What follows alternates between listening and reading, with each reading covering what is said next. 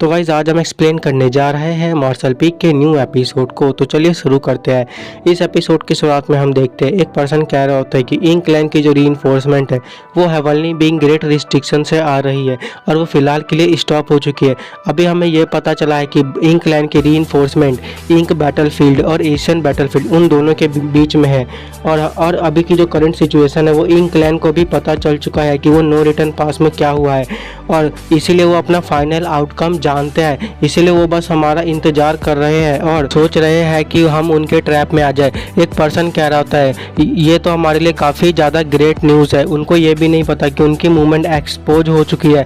हमें इस सिचुएशन का एडवांटेज लेते हुए उन सभी को एक ही बार में ख़त्म कर देना चाहिए। एंसेस्टर लड़की कह रही होती है हाँ तुम सही कह रहे हो, अगर हमें सब great heavenly being great restriction से मुकाबला करना है तो सबसे पहले हमें इंक लैंड के रीइंफोर्समेंट को ख़त्म करना पड़ेगा। और आर्मी का चीफ कह रहा होता है मैंने और ब्रदर यांग ने मिलकर एक प्लान बनाया है जब तुम लोग सर्कुलेशन में थे, तो इसलिए तुम सभी लोग एक बार इस प्लान को देख लो। अगर किसी को इस प्लान में कोई दिक्कत होगी तो वो मुझे बोल सकता है। ब्रदर कह रहा होता है कि क्या तुमने यह पता किया है कि वहाँ पे जितने भी इंक लैंड की रीइंफोर्समेंट है उनकी संख्या नो रिटर्न पास बैटलफील्ड से ज़्यादा है या कम है, और साथ में ही वहाँ पे क्या कोई रॉयल लॉर्ड है या नहीं। फिर दूसरा पर्सन कह रहा होता है कि जूनियर ब्रदर यांग ने पर्सनली इस मैटर पर जाके इन्वेस्टिगेशन किया है, इसीलिए हमें फाइट स्टार्ट करने से पहले सारी चीज़ों को एक्यूरेटली ध्यान से देख लेना चाहिए ताकि हमें फाइट में कोई दिक्कत ना हो। आर्मी का चीफ कह रहा होता है कि अगर किसी को कोई दिक्कत नहीं है तो हम इस प्लान के हिसाब से आगे बढ़ सकते हैं और इस बैटल के लिए जो भी हमें चाहिए वो हाफ ईयर के अंदर प्रिपेयर किया जाएगा। और मेरी बात ध्यान से सुनो, सभी के सभी ट्रूप अभी प्रिपेयर हो जाओ और हम 3 दिन में यहाँ से निकलेंगे। आर्मी का चीफ यांग से कह रहा होता है कि ब्रदर यांग क्या आप तुम्हारी इंजरी कैसी। यांग कह रहा होता है मेरी इंजरी इतनी भी बुरी नहीं है, अभी मैं फिलहाल ड्रैगन वेन की पावर को एक्टिवेट नहीं कर सकता हूँ, लेकिन मैं बाद में ही कर पाऊंगा। और हमें सीन शिफ्ट होता है बाहर की ओर जहाँ पे यांग को दिखाया जा रहा था डाडा उसके पास आता है और कह रहा होता है कि लिटिल वन मुझे काफ़ी ज़्यादा भूख लगी होती है। यांग कह रहा होता है अभी के लिए तुम ये एक पिल खा लो और तुम कम सोना और कम खाना क्योंकि हमें जल्दी ही फाइट करनी पड़ेगी। सीन शिफ्ट होता है नो रिटर्न पास के आउटसाइड का दिखाया जाता है जहाँ पे यांग का जाते हुए सोच रहा होता है कि भाई इस समय हम हार नहीं सकते, मुझे अपनी पूरी पावर को यूज़ करना पड़ेगा और मुझे कल्टिवेशन की अपने 9th रैंक की पीक और अपनी फाउंडेशन को इन्हांस करना पड़ेगा। क्योंकि जब मैं इंक जाइंट स्पीड से फाइट कर रहा था तो तब मैंने देखा कि मेरी स्ट्रेंथ इतनी ज़्यादा नहीं थी उनसे फाइट करने के लिए। और हमें सीन शिफ्ट होता है हमें आर्मी की ओर दिखाया जाता है जहाँ पे यांग का अपने स्मॉल वर्ल्ड को बाहर निकालता है और उस स्मॉल वर्ल्ड के ही अंदर सारे के सारे आर्मी को उसके अंदर रख लेता है और सीनियर ब्रदर को देते हुए कह रहा होता है सीनियर ब्रदर ये लीजिए। सीनियर ब्रदर अपने मन में सोच रहा होता है कि सच में जब भी मैं इसको देखता हूँ मुझे अपनी आंखों पर विश्वास ही नहीं होता, मैं बस इसे एडमायर ही कर सकता हूँ। और वो सीनियर ब्रदर इस बीड को पकड़ते हुए कह रहा होता है कि एंटायर फ्लेम आर्मी इस बीड के अंदर, अगर इस बीड को कुछ हुआ तो ये हमारे लिए काफ़ी ज़्यादा रिग्रेटफुल होगा। और वो यांग का इसे पूछता है कि तुम्हारी स्पेस एबिलिटी तो कुछ ज़्यादा ही प्रोफाउंड है, अगर तुम मुझे ये बता तुमने ये टेक्निक पहले यूज़ क्यों नहीं की। यांग का कह रहा होता है इस टेक्निक को परफॉर्म करने के लिए काफ़ी सारी चीज़ों की ज़रूरत और टाइम की ज़रूरत होती है, इसीलिए मैंने पहले परफॉर्म नहीं किया। हमें राइटर बता रहा होता है कि इंक लैंड ने 3000 दुनियाओं पर कब्जा कर लिया और बाकी के जितने यूनिवर्स वो डिस्ट्रॉय हो चुके थे, इसलिए यांकाई के लिए काफ़ी ज़्यादा मुश्किल होगा कि वो हर एक चीज़ कर सके। और यांकाई ने इमीडिएटली सेकंड यूनिवर्स को रिफाइन करना शुरू कर दिया। वो सभी सेकंड यूनिवर्स को वर्ल्ड बीड में बदल दिया और उसने उन वर्ल्ड बीड को 9th रैंक के मास्टर को दे दिया। आर्मी का चीफ कह रहा होता है कि जो लोग नो रिटर्न पास के पीछे खड़े हैं वो इसे गार्ड करे और हम में से कोई नहीं जानता कि कितने लोग वहाँ से सर्वाइव करके आ पाएंगे। अगर एक दिन आर्मी वापस आ गई तो ये हमारे लिए ग्रेट विक्ट्री होगा, लेकिन अगर फ्रंट लाइन से कोई भी बैड न्यूज़ आती है तो तुम लोग इस टेरिटरी को सील कर देना और 3000 वर्ल्ड की ओर वापस चले जाना। वो सभी लोग कह रहे हो ठीक है सर हम आपकी बात समझ गए। यांग का ही कह रहा होता है सभी लोग जाते वक्त इस नो रिटर्न पास को आखिरी बार देख लो, पता नहीं हमें कब देखने को मिले। और सभी लोग कह रहे होते हैं कि हम उम्मीद करते हैं कि आप लोग इस बैटल को जीते और सुरक्षित वापस आए। राइटर बता रहा होता है कि वॉइड गार्ड और यूनिवर्स टेम्पल की हेल्प से सारे के सारे 9th रैंक के मास्टर एक टेम्पल से दूसरे टेम्पल पे टेलीपोर्ट होते गए और 3 दिनों के अंदर ही एशियन बैटलफील्ड और इंक लैंड के बैटलफील्ड दोनों के बीच में पहुंच गए। वहां पे यांग का ही कह रहा होता है ऐसा लगता है कि जो इंक लैंड की रीइंफोर्समेंट है वो एशियन बैटलफील्ड में ही घात हाथ लगाए बैठी है और हमारा इंतजार कर रही है कि हम उनके ट्रैप में फंस जाए।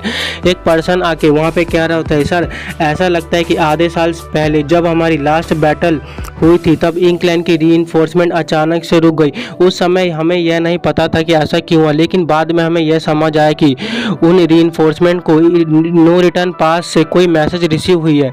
यांग काई कह रहा होता है कि मोना मरने से पहले इंफॉर्मेशन को भेज रहा था। उस दिन जब मैंने उसे मारा और उसके हाथ से स्मॉल इंक नेस्ट ले लिया था और मोनाया क्लियरली उस चीज़ को यूज़ किया था कम्युनिकेशन करने के लिए।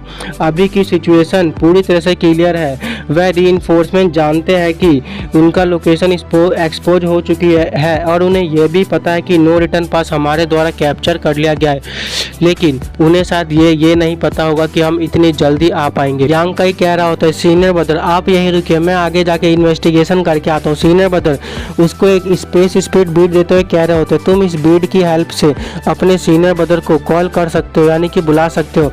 यांग काई वहाँ से चला जाता है और ब्रदर ली के पास जाके कह रहा होता है कि ब्रदर ली हम काफ़ी दिनों बाद दोबारा मिल चुके हैं। ब्रदर ली उसको देख के कहते हो यांग काई और उससे पूछते हैं कि अच्छा तुम यहाँ पे आ गए, मैं यहाँ पे काफ़ी दिनों से अकेला था और तुम मुझे ये बताओ कि क्या तुमने नो रिटर्न पास को कॉन्कर कर लिया।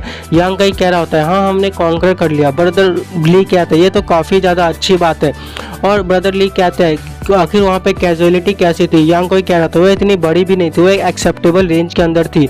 और यांग काई ब्रदरली कह रहे होते ये तो काफ़ी ज़्यादा अच्छी बात है। यांग काई ऊपर देखते हुए कह रहा होता है मेरे को यहाँ पे इंग्लैंड के रीइंफोर्समेंट का कोई साइन क्यों नहीं दिख पा रहा। ब्रदरली उसको कहते हैं तुम यहाँ से नहीं देख पाओगे क्योंकि मैंने खुद को एक्सपोज होने से बचाने के लिए इस जगह पे आ गया और आधे साल पहले वो इंग्लैंड अचानक से रुक गए और वो अपनी डिफेंस लाइन बनाने लग गए। यांग काई कह रहा होता है आखिर डिफेंस लाइन, आखिर वो ऐसा क्यों कर रहे हैं, क्या वो हमसे हेड ऑन हेड फाइट करना चाहते हैं। ब्रदरली कह रहा था हाँ तुम ऐसा कह सकते हो, उनके पास क्वालिफिकेशन है हमसे फाइट करने के लिए। 100 से ज़्यादा रॉयल लॉर्ड, 10 मिलियन से ज़्यादा इंक क्लैन के हाई मेंबर, भले ही उनके पास इंक जाइंट स्पिरिट ना हो लेकिन फिर भी वह एक खतरनाक फोर्स है और वह सब एक साथ है। आखिर ये सब चीज़ें मोनाया का अरेंजमेंट है। ब्रदरली कह रहा होता है आखिर मोनाया ने ये सब की प्लानिंग कब की होगी। यांग काई कह रहा होता है कि उन्हें यह उम्मीद थी कि वह हमारे एक्शन को रोक पाएंगे, वह ह्यूमन रेस को जहां तक कमज़ोर कर सकते हैं वह वहां तक कमज़ोर कर पाएंगे। इसलिए यांग काई जाते हुए कह रहा होता है कि ब्रदरली मैं आगे देख के आता हूँ उनकी सिक्योरिटी को। और यांग काई वहाँ पे जाने लगता है और हमें दिखाया जाता है कि इंक्लाइन के एक मेंबर को वो वहाँ पे यांग काई को देख रही होती है और यांग काई जैसे आगे जा रहा होता है हमें इंक्लाइन के और अजीब से क्रिएचर को दिखाया जा रहा होता है। यांग काई उन्हें देख के कह रहा होता है कि देख के ऐसा लगता है कि इनके पास एक भी रॉयल लॉर्ड नहीं है, ये तो मेरी एक्सपेक्टेशन से ज़्यादा डिफरेंट नहीं है जैसा कि मैंने सोचा था। और यहाँ के अपने वर्ल्ड बीट से आर्मी को बाहर निकाल लेता है और उन आर्मी को कह रहा होता है कि सीनियर ब्रदर जियांग मैं ये आप पे छोड़ रहा हूँ, आप इस पोजीशन पे रहिए। सीनियर ब्रदर जियांग कह रहे कोई बात नहीं तुम मुझ पे ये सब छोड़ सकते हो। और सीनियर ब्रदर जियांग अपने सबऑर्डिनेट को कहते हैं तुम सभी मेरे साथ यहीं पे रहो और कॉर्पोरेट करो। और यांग काई वहाँ पे चला जाता है और हमें राइटर बता रहा होता है कि बाकी के 9th रैंक के मास्टर और वॉइड गार्ड को अपने साथ लेके चला गया और हर एक पोजीशन पे वर्ल्ड बीट से काफ़ी सारे आर्मी को बाहर निकाल के उनकी जगह पे रख दिया। और हमें राइटर बता रहा होता है कि कुछ दिनों के अंदर सारी चीज़ें प्रिपेयर हो चुकी थी और ह्यूमन रेस की ओर एक पर्सन कह रहा होता है कि सभी लोग तैयार हो जाओ। और सभी लोग अपनी बोट और शिप पे और पता नहीं क्या क्या लेके आगे बढ़े होते हैं इंक क्लैन से फाइट करने। सीन शिफ्ट होता है इंक क्लैन की ओर जहाँ पे एक लेडी आगे कह रही थी सर जो माइनिंग टीम गई थी वो अभी तक वापस नहीं आई, उनको जाए हुए हाफ मंथ हो चुके। और फिर उसका कोई सीनियर कह रहा होता है कि तुम इन छोटे मोटे मामलों से क्यों मुझे परेशान करती हो, तुम जाके किसी एक ज़्यादा लोगों की स्क्वाड को वहाँ पे भेज दो। और फिर दूसरी कह रही थी हाँ ये तुम सही कह रहे हो क्योंकि एशियन बैटलफील्ड में काफ़ी ज़्यादा ट्रैप है, ये हमारे लिए रेयर होगा कि हमारा कनेक्शन उनसे टूट जाए। और बाकी के इंक्लैन के मेंबर कह रहे होते हैं तुम हमें डिस्टर्ब मत करो और तुम यहाँ से जाओ। और वो जो लड़की कह रही होती है सर लेकिन मुझे अपने हार्ट में कुछ अजीब सा फील हो रहा होता है। फिर दूसरा बंदा कह रहा तुम्हें कुछ भी बोलने की जरूरत नहीं है, हमने जो बोला है तुम बस वही करो। सीन शिफ्ट होता है यांग काई की ओर, वो कह रहा होता है अभी समय हो चुका है। और हमें उसके अंदर के वर्ल्ड बीट के अंदर दिखाया जाता है जहाँ पे वो दोनों जाइंट कह रहे होते हैं लिटिल वन आखिर तुम हमें बाहर कब निकालोगे। और गाइस यांग काई ना मतलब जो प्योर यांग पास को उस वर्ल्ड बीट के अंदर से बाहर निकाल देता है और जितने भी इंक क्लैन के मेंबर देख के कह रहे होते हैं आखिर ये क्या ये प्योर यांग पास है, लेकिन ये पॉसिबल कैसे है। सीन शिफ्ट होता है इंक क्लैन के कैंप साइड की ओर दिखाया जाता है जहाँ पे इंक क्लैन के मेंबर मेंबर देख के कह रहे होते हैं आखिर ये दोनों जाइंट स्पीड यहाँ पे क्या कर रहा है, आखिर अब हमें क्या करना चाहिए, क्या हमें यहाँ से भाग जाना चाहिए या फिर हमें इनसे फाइट करनी चाहिए। और अगले सीन में हमें दिखाया जा रहा होता है कि इंक क्लैन का एक मेंबर डा के ऊपर अटैक करता है, लेकिन गाइस डा उसे कह रहा होता है कि तुम्हारा अटैक इतना भी बुरा नहीं है, और डा एक पंच मार के उस पूरे कैंप साइट को ही डिस्ट्रॉय कर देता है। यहाँ का दूर से देख के कह रहा होता है सच में जो जाइंट स्पिरिट है ये अपनी रेपुटेशन के लायक है, इनकी एक स्ट्रेंथ काफ़ी ज़्यादा टेरिफाइंग है।